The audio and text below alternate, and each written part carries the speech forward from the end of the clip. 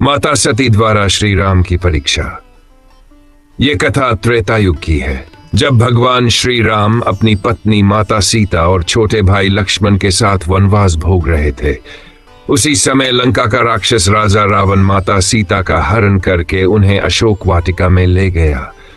माता सीता की खोज में श्री राम और लक्ष्मण जंगल जंगल भटक रहे थे। भगवान शिव और माता सती का विचरण। इसी दौरान कैलाश पर्वत पर भगवान शिव अपनी अर्धांगिनी माता सती के साथ निवास कर रहे थे। भगवान शिव सर्वज्ञ, त्रिकालदर्शी और परब्रह्म हैं। वे जानते थे कि श्री राम परमब्रह्म परमात्मा विष्णु के ही अवतार है और इस धरती पर धर्म की स्थापना तथा अधर्म के विनाश के लिए आए हैं। एक दिन माता सती ने भगवान शिव से कहा, स्वामी, मैंने सुना है कि अयोध्या के राजकुमार श्री राम अपनी पत्नी सीता को खोजते हुए वन वन भटक रहे हैं। क्या यह सच है कि वे साक्षात भगवान विष्णु के अवतार हैं? भगवान शिव ने उत्तर दिया, सती, श्री राम कोई साधारण मानव नहीं है। वे स्वयं नारायण के अवतार हैं। उनका यह वनवास, सीता माता का हरण और उनका दुख और लीला मात्र है। लेकिन माता सती को विश्वास नहीं हुआ। उनके मन में संदेह उत्पन्न हुआ कि यदि श्री राम सचमुच भगवान है तो वे एक साधारण मनुष्य की भांति विलाप क्यों कर रहे हैं? वे अपनी पत्नी के वियोग में क्यों दुखी हो रहे हैं?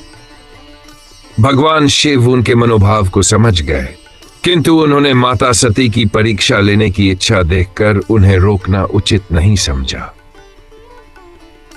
माता सती की परीक्षा। माता सती ने अपने मन में विचार किया कि वे स्वयं जाकर श्री राम की परीक्षा लेंगी।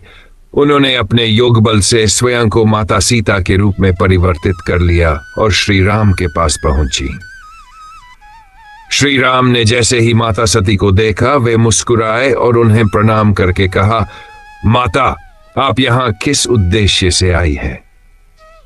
माता सती यह सुनकर चकित रह गई। उन्होंने सोचा कि वे सीता के वेश में हैं। फिर भी श्री राम ने उन्हें माता क्यों कहा? श्री राम मुस्कुराते हुए बोले, हे माता सती, आप त्रिलोक में विख्यात हैं। आपको यह परीक्षा लेने की क्या आवश्यकता थी? आप भोलेनाथ की अर्धांगिनी हैं। आप स्वयं आदिशक्ति हैं। क्या आपको यह शोभा देता है कि अपने स्वामी के वचनों पर संदेह करें? यह सुनकर माता सती अत्यंत लज्जित हुई। वे समझ गई कि श्री राम केवल अयोध्या के राजकुमार नहीं बल्कि साक्षात नारायण है। वे अपराध बोध से भर गई और शीघ्रता से वहां से चली गई। भगवान शिव का मौन व्रत। जब माता सती वापस कैलाश पर्वत पहुंची तो उन्होंने भगवान शिव से इस घटना का उल्लेख नहीं किया, लेकिन भगवान शिव सब कुछ जानते थे। वे माता सती के मनोभाव और उनकी परीक्षा की बात समझ गए। भगवान शिव को यह अत्यंत दुख हुआ कि माता सती ने उनके वचनों पर विश्वास नहीं किया और स्वयं परीक्षा लेने चली गईं। इसलिए उन्होंने अपने मन में एक संकल्प किया और सती से दूरी बनाए रखने का निर्णय लिया। उन्होंने मौन व्रत धारण कर लिया और समाधि में लीन हो गए। माता सती इस परिवर्तन से अत्यंत दुखी हुई। उन्होंने प्रयास किया कि भगवान शिव उनसे पहले की भांति प्रेम पूर्वक वार्तालाप करे, लेकिन शिव जी अब उनसे दूर दूर रहने लगे। माता सती का त्याग और पुनर्जन्म। समय बीतता गया।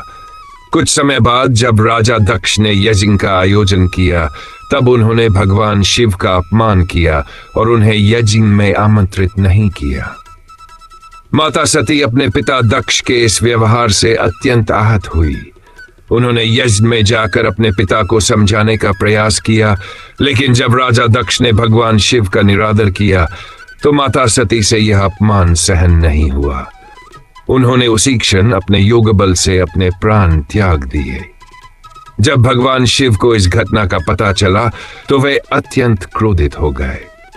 उन्होंने अपने गणों को भेजकर दक्ष यज्ञ का विध्वंस करवा दिया और स्वयं माता सती के पार्थिव शरीर को लेकर समस्त ब्रह्मांड में घूमने लगे।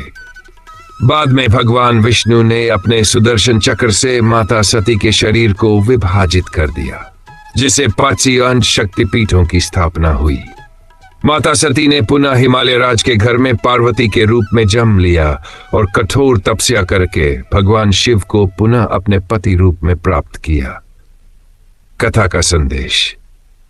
इस कथा से हमें यह शिक्षा मिलती है कि भगवान की लीला को समझ पाना साधारण मानव के लिए संभव नहीं। विश्वास और श्रद्धा ही परम सत्य की ओर ले जाती है। माता सती ने भगवान शिव के वचनों पर संदेह किया, जिसका परिणाम उन्हें भोगना पड़ा। अतः हमें अपने गुरु और ईश्वर के वचनों पर पूर्ण श्रद्धा रखनी चाहिए और व्यर्थ में उनकी परीक्षा लेने का प्रयास। अगर आपको रामायण की ये अद्भुत कथा पसंद आई तो हमारे चैनल को सब्सक्राइब करें और वीडियो को लाइक करना ना भूलें। हम आपके लिए ऐसी ही रोचक और प्रेरणादायक कहानियां लाते रहेंगे। जय श्री राम। हर हर महादेव।